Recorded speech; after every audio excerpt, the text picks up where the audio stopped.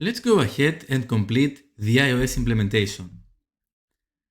The first thing that I'm going to do is come over here and create a new swiftUI view.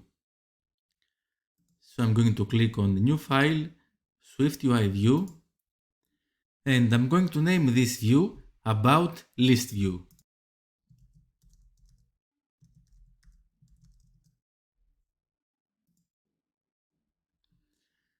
Okay, so now I'm going to paste the implementation.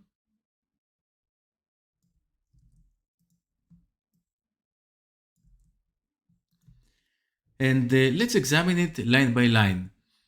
First of all, similarly to Jetpack Compose, as you remember, there we are using the @composable annotation, but in swiftUI we are using structs that are extending views. So this means that this struct is going to represent a piece of UI. Okay, so inside here we are declaring another struct, which is the row item, and this is similarly to the pairs that we were creating in the Android side, where each pair contains the title and the subtitle. This struct is not something that will be displayed on the screen, that's why it is not extending the view, it is just going to contain the information that we will later display on the screen. Below, we are initializing the information that those items are going to contain. Similarly to what we did with the Android, we are instantiating an object of the platform class. We are also calling the log system info function in order to be able to debug what this platform is actually generating. And below we are creating a list of row items.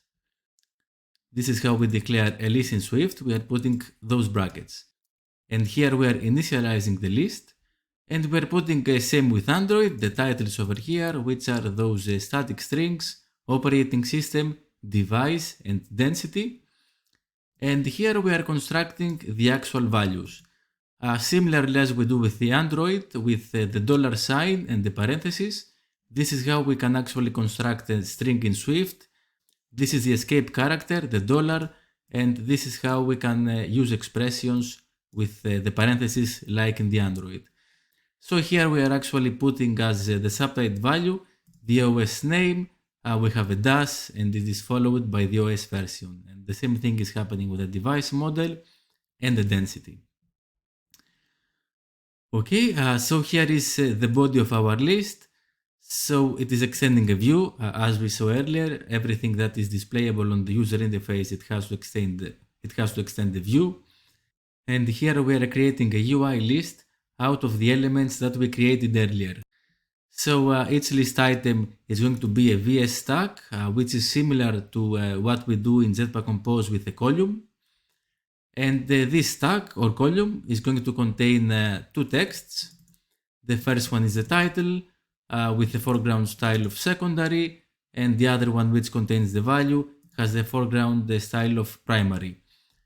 Here we see that the property foreground style is only available on iOS 17 or newer. Now we could actually replace this with something that is available earlier, but let's not bother too much with iOS versions. Let's just target the iOS 17 to make sure that everything is going to go smooth from now on.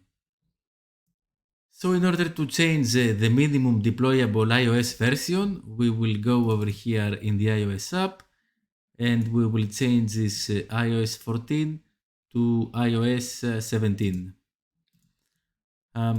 Again, yeah, we could just also change the properties that we are using over here, but I think we shouldn't bother too much about iOS versions right now.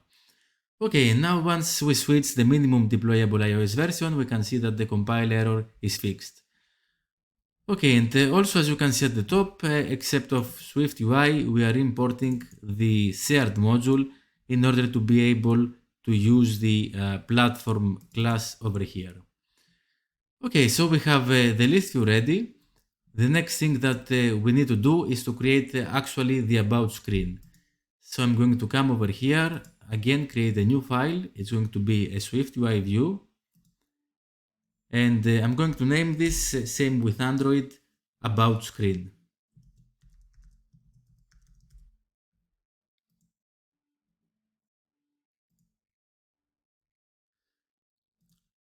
Okay, so let's now create the body of this view.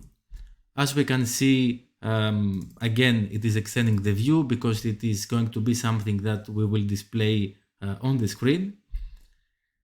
And we are actually creating a navigation stack with the About Device title, same with Android. This is what we are going to show as a header at the top of our screen. And it contains the About List view that we just created earlier. Let me put actually those files at the top. Okay, so it looks good. Now what we need to do is go to the content view, delete this grid as it no longer exists anyway in the shared module. And instead of displaying a simple text over here, we are going to display the About screen.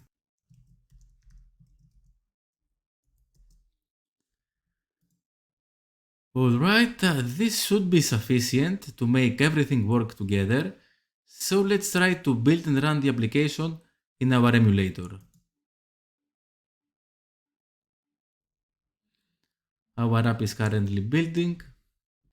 The build has succeeded and it's now being installed in our emulator. Yeah, similar with the Android, we have the screen ready, everything is working properly. We can see the title About Device over here, we can see the OS, the device and the density of our screen. Okay, so it looks like our first feature is actually completed. We have a shared interface or expected class created in Kotlin multi-platform. Then we have the specific platform implementations for Android and iOS to retrieve the device information. And we have also created a screen for Android with Jetpack Compose and in iOS with swiftUI to display this kind of information.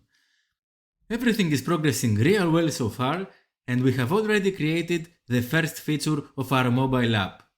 Well done!